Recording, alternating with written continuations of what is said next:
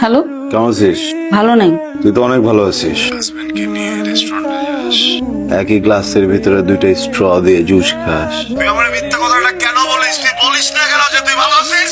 তুই তো ঠিকই হাজবেন্ড ঠিক মতো সংসার করতেছ, খালি আমার কোনো খবর নাই। দুজনেই তো ভালোবাসছিস, সমান সমান ভালোবাসছি, তাহলে কষ্ট আমি একা খান পাবো। সরি। দেখতে ইচ্ছা করতেছিলাম, একটু দেখে। চল। তোরা তুই ফোন দিছিস কেন? জামাই এনে শুয়ে আসছিস না? তুই জানাস খারাপ, তুই আমি ঘুমাই না। আমি ফোনটা রাখছি।